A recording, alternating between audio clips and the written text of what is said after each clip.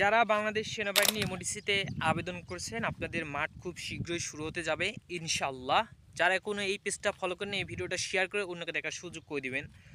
অনেক ছেলেরা মেয়েরা বাংলাদেশ সেনাবাহিনীতে আবেদন করেছেন বা বাংলাদেশ সেনাবাহিনী এমওডিসিতে আবেদন করেছেন।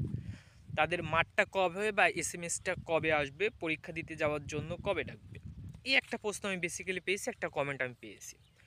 তো যে সকল ছেলেমেয়েরা ছোট ভাই বোনেরা যারা আবেদন করছেন বাংলাদেশ সেনাবাহিনীতে এমওডিসিতে, তোমাদের মাঠ কাজ খুব শীঘ্রই শুরু হতে যাচ্ছে ইনশাল্লাহ। কবে নাগাদ শুরু হবে এটা জানতে হলে অবশ্যই পেজটা ফলো করে রাখবেন। তো যারা বাংলাদেশ সেনাবাহিনী বা এমওডিসিতে আবেদন করেছেন তাদের জন্য খুবই ইম্পর্টেন্ট একটা কথা, তোমাদের হচ্ছে অ্যাডমিট কার্ড আর এসএমএস। আবেদন করার সময় একটা অ্যাডমিট কার্ড দিয়েছে প্রত্যেকজনকে, এমওডিসিতেও যারা আবেদন করেছেন তাদেরকেও দিয়েছে, সেনাবাহিনীতেও যারা আবেদন করেছেন তাদেরকেও দিয়েছে। এই অ্যাডমিট কার্ডটা আর আবেদন করার সময় যে একটা এসএমএস, ওই এসএমএসটা যত্ন সহকারে রেখে দিবেন যেন ডিলেট হয়ে না যায় বা অ্যাডমিট কার্ডটা হারিয়ে না যায় বা ইঁদুরে কেটে না ফেলে বা ছিঁড়ে নষ্ট করবেন না। দেখা গেল একটা সময় আপনার বাংলাদেশ সেনাবাহিনী এসএমএস আসলে আপনাকে পরীক্ষা দিতে যাওয়ার জন্য 2-3 মাস পর আপনি ওখানে গেলেন, আপনি অ্যাডমিট কার্ড দেখাতে পারলেন না বা আপনার অ্যাডমিট কার্ড আছে এসএমএসটা আপনি দেখাতে পারেন, তখন কিন্তু আপনাকে ঢুকতে দেবেন, তখন আপনাকে ফল্ট হিসাবে বা ডিসকোয়ালিফাই বা যেরকম একটা প্রতারক হিসেবে কিন্তু আপনাকে ওখানে কিন্তু আটকা রাখা হবে। ঠিক আছে, তো এইগুলো খুবই ইম্পর্টেন্ট, এই জিনিসগুলো আপনারা একটুখানি যত্ন সহকারে রাখবেন।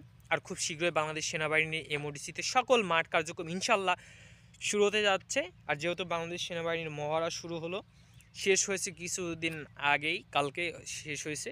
তো আপনারা যারা বাংলাদেশ সেনাবাহিনী এমওডিসিতে আবেদন করছে আপনারা খুব শীঘ্রই কিন্তু বাংলাদেশ সেনাবাহিনীর এমওডিসির এসএমএস চলে আসবে, আপনারা মাঠ করবেন। এটা হচ্ছে ঢাকাতে হবে হয়তো বা ইনশাল্লাহ, মাঠটা ঢাকাতে হয় এমওডিসির যেহেতু।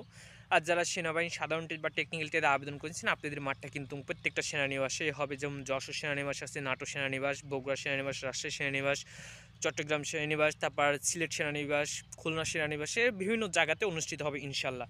তো পরবর্তী এমন ভিডিও পেতে হলে অবশ্যই পেজটা ফলো করে রাখবেন এবং জানাই দেবো হাইট ওজন কতটা থাকা দরকার ইনশাল্লাহ। সবাই ভালো থাকবেন, সুস্থ থাকবেন এবং এই ভিডিওটা শেয়ার করে পেজটা ফলো করে দিবেন।